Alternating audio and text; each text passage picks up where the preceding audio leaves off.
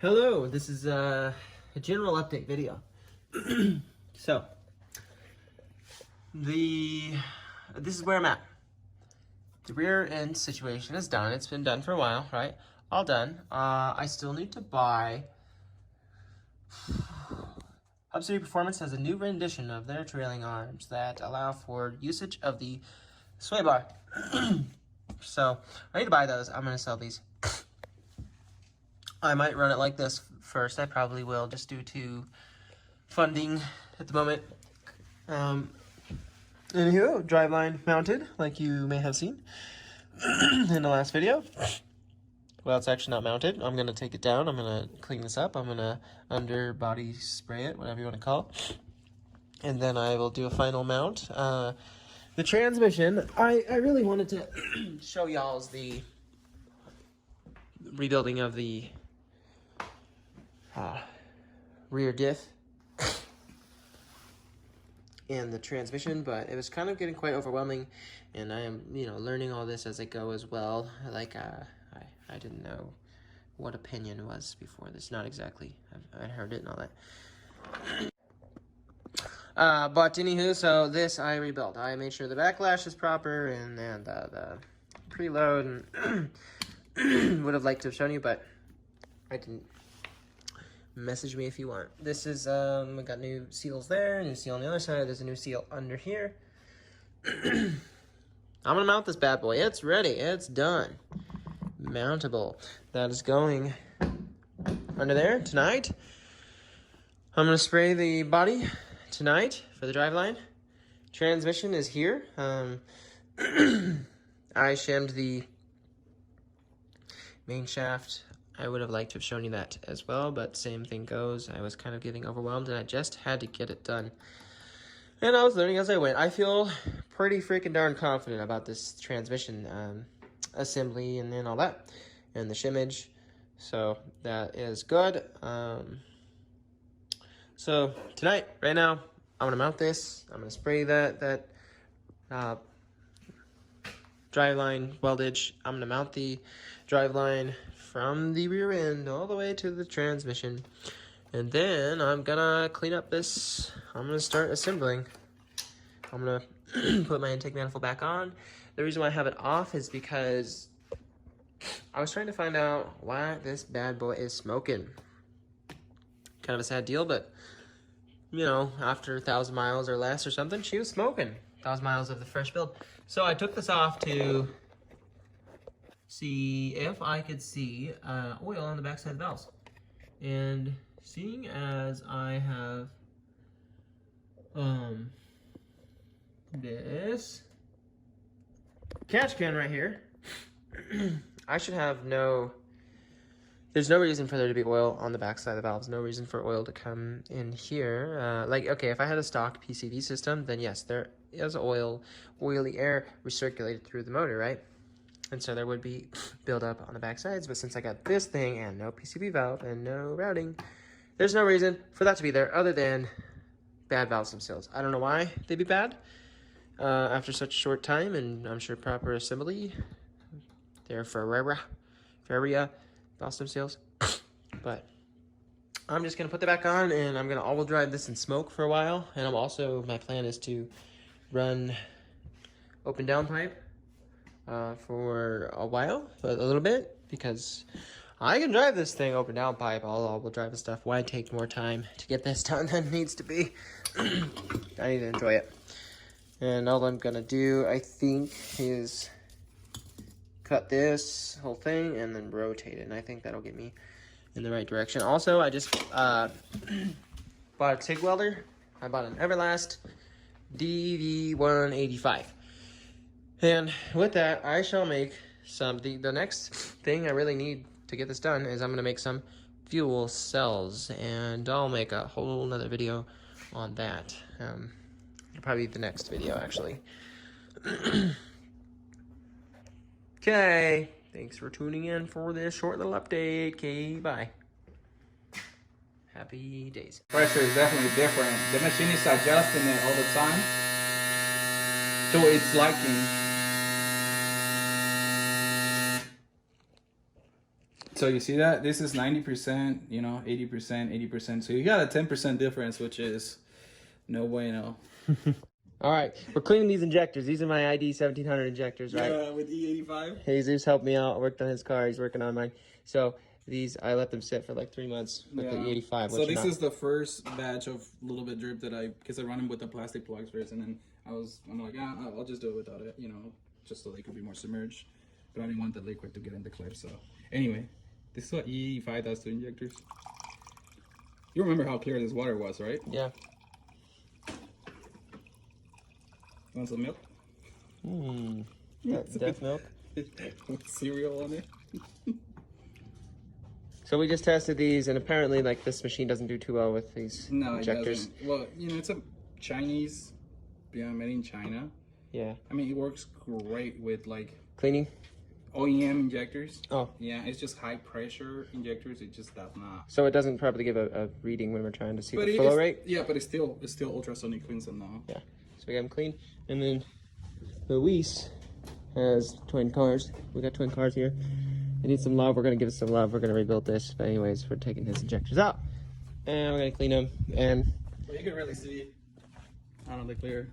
yeah, that used to be clear. Yeah. And then all the drive updates here. I just messed around here. I secured this like I said I would a long time ago. This didn't have anywhere to go, so I mounted it there. So that way it'll clear the axle boot. And then, don't mind my mess here. And then the drive line is up, fully up. So, back wheel spinning. I don't have a brace, like a catch or whatever you want to say for the drive line. I'll make one of those someday. Do you have the rear mount like I do? No, I don't have, like, it's mounted on the top and the back. But I'm talking about the hoop, the driveline brake hoop thing. But I got here. I got this tank, needs to be modified. I'll show you that stuff. Whatever. Actually, that's in a separate video. That's already posted. Because I'm a time traveler. A time traveler. I'm just buttoning up all the things, the little things. I got an RSX base, driver's side axle, OEM from the junkyard, and popped it in there. I need to align the wheels just totally by eye so that it's better for driving to the alignment shop. Need to modify the downpipe so it doesn't hit the transfer case. See, right now it hits the transfer case right there. I'm just gonna chop this off, turn it 180 and weld it, but I gotta obtain some more stainless welding skills first, and I just ran out of gas. For the welder. For the welder, yeah. So I was working on welding this plate in, and I realized I was out of gas, but then I just decided, all right, you know what? I Honda bonded it, and it's good. If it leaks, then I'll weld it later, whatever, but anyways, I should do. I'm gonna put the plate on. Shifter plate, shifter box, I mean, and these guys, I still need to actually, before I do that, I need to get a proper clip for this. It's kind of a specific clip. I was just using some ghetto cotter pin situation, but yeah, I guess I gotta get the clip first, and then I'll put this all back together. Okay, that's it for now. This is a rewind. My fuel cells aren't quite done, but in the end of the last video is now. Barrel of E85 is on its way. It's about to get dropped off right now, so I'm trying to make some space in this little area. I think I'm gonna have to put the car on the ground so I can move it over so I can fit this barrel of E85 right here in this corner. So that's what I'm working on right now. And since it's on the ground, I think I'll probably adjust do pretty much the final adjustment on the ride height because I want it higher. And I'll have to jack it back up to finish up the fuel cell. So fuel. Yeah, I know. Got it for free. Add some fluid to this one. That's probably what's going on. All right, I will. Okay. Then we're down.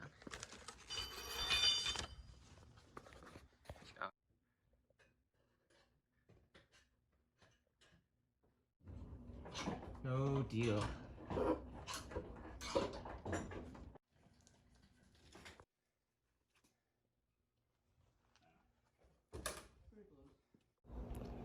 Oh, Friends, we are so terribly close.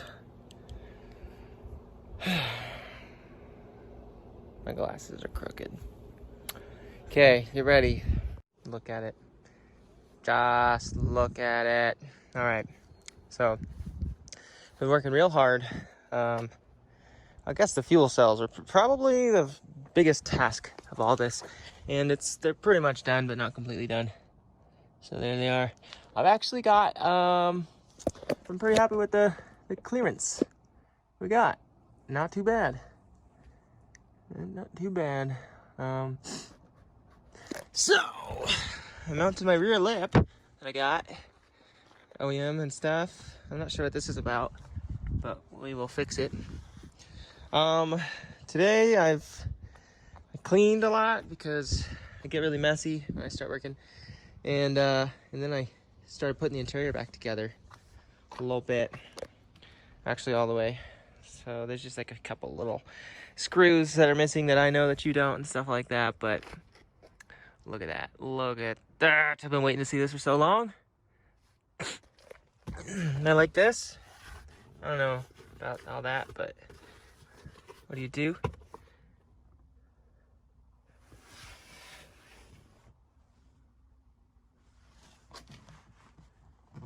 Got this dash cam up here that I'm not actually using. Got this OEM little mirror stay thing that I'm gonna call rare because I've never seen another one.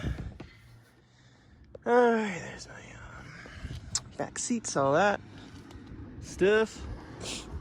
Gonna smoke that guy if he dare races me. Trunk, I need to get the board, the OEM board deal to go into there. Jumper cables, need a tow strap. I still have a factory jack in the tools, just in case somehow I get a flat and don't have a spare tire, but you know, maybe I'll find a tire, and then I got some tools. Axle nuts are torqued back there.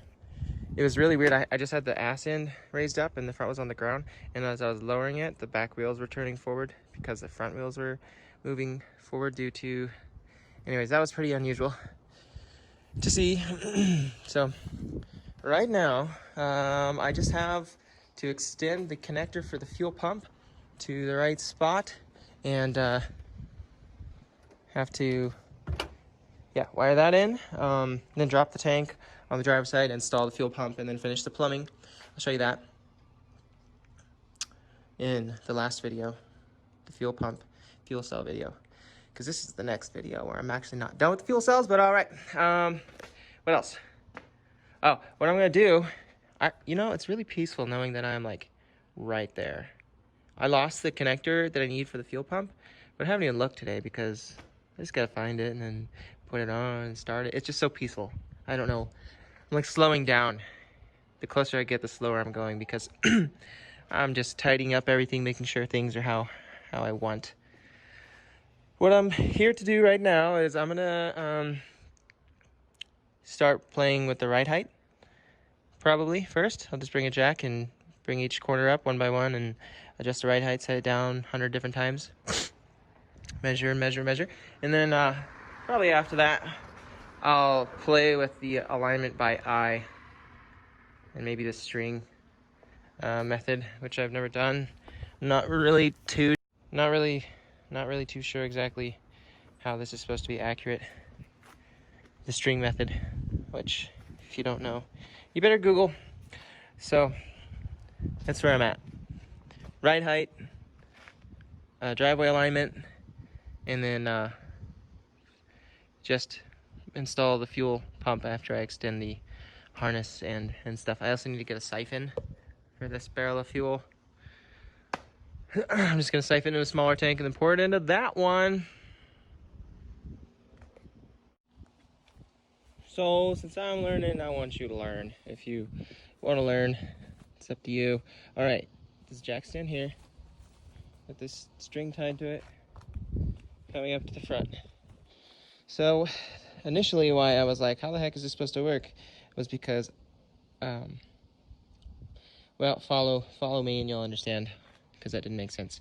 So, I was trying to figure out how the heck do you figure out where to position this jack stand to do this properly, because it seemed like just a guessing game, and I think that's pretty much what the internet has told me, is just guess. But what I'm doing is measuring the center point of the center cap here, and then again back here, and then I know that my jack stands are in the right spot. So now, if I'm trying to get zero toe, then I just need to make sure that the distance between the string and the wheel is the same here and here, and there's a huge difference right now. And then as well as here and here. So this is not too bad. This is pretty all right.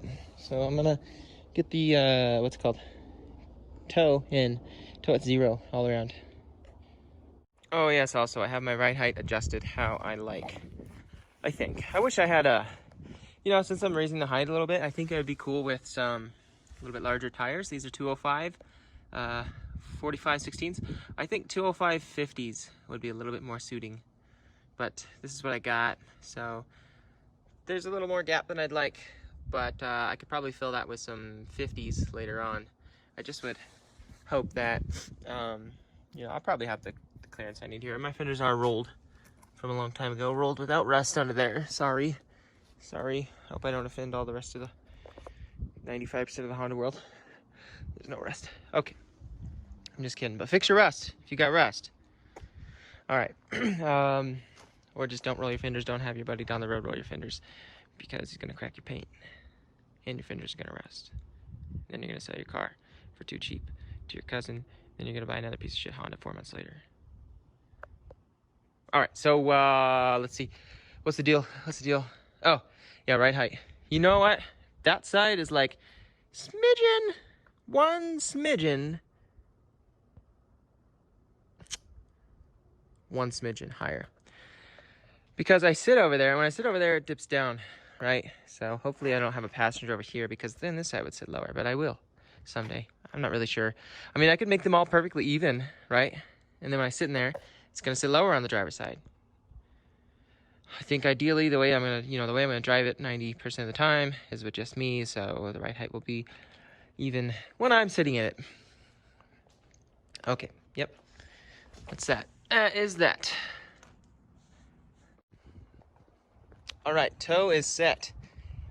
I would like to mention that before I started doing any adjustments to the toe in the front, I set the front and left tie rods so that from the lock nut, which locks the inner and outer tie rod together, to the end of the threads on the inner tie rod, there were equal threads.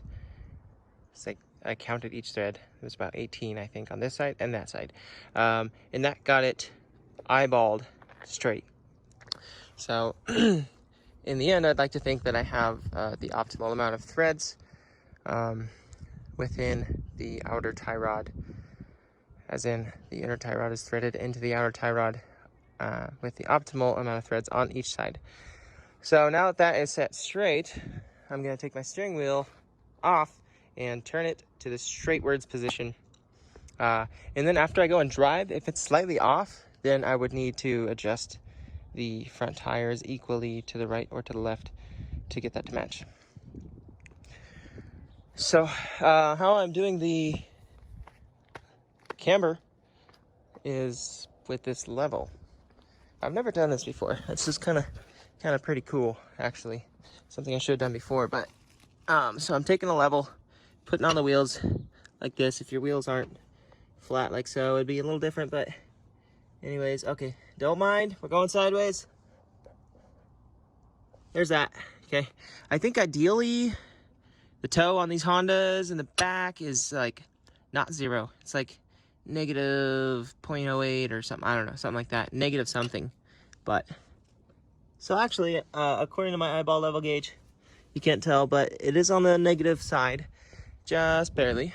And same over here. So I put this here and seen where the bubble was, and then I jacked it up, and then I adjusted the adjustable arm, Blackworks Racing spherical upper control arm in there. So that is set. I think I need to lock them down. Can't remember, so I will try and see if that's needed.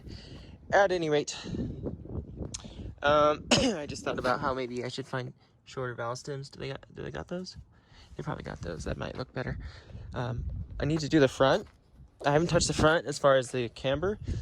Like COVID.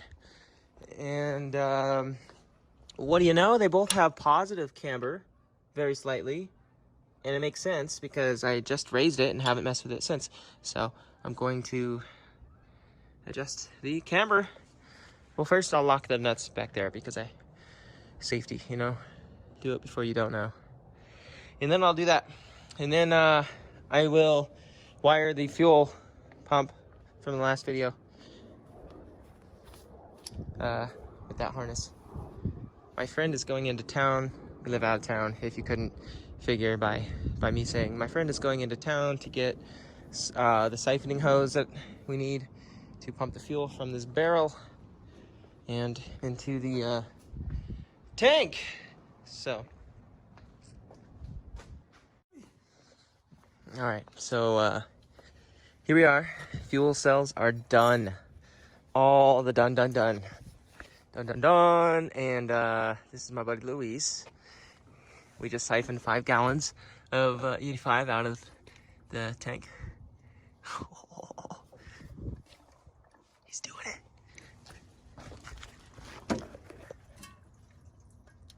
I can hear it. E85 is in there. I can smell it. Oh boy. It's happening.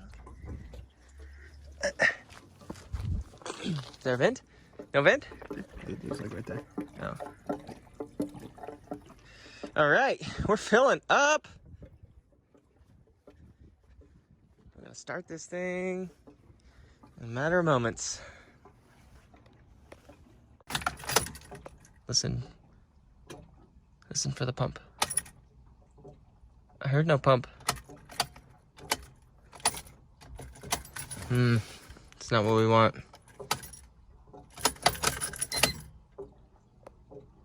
Oh, just from dripping? No, from smashing.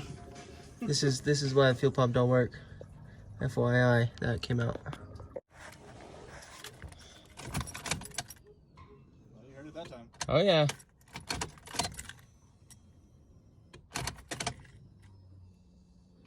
We are primed. Oh shit. Fuck. She peed. All right, so that little pee spot down there was just from a fitting not being tight. And also, both tanks leak in one place, one little pinhole. But we're gonna go for a drive. Fuel gauge works, and we're about to start this thing up pretty soon. I don't have Luis record, so I got a video for the all-wheel drive group because you have to do this is an obligatory video where the car runs and both the front and the rear wheels spin at the same time. So anyways, I'm gonna have him record so I can be vlogging on the driver's seat for you guys. All right, did you hear the plan? Huh? Will you like record from afar a mint video, you know, of me starting it? Yeah. Okay, deal.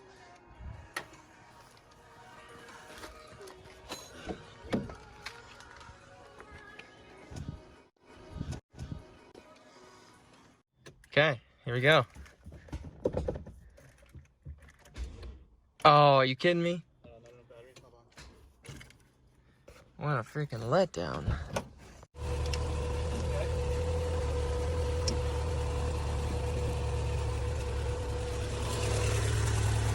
Okay, we're just gonna let this charge for a few minutes. That way startup isn't interfered with this jumpering situation. I could mess with the headlights. I borrowed his car's skeletonized because I'm borrowing his headlights because I'm doing cool things to mine and they're not ready and we gotta cruise.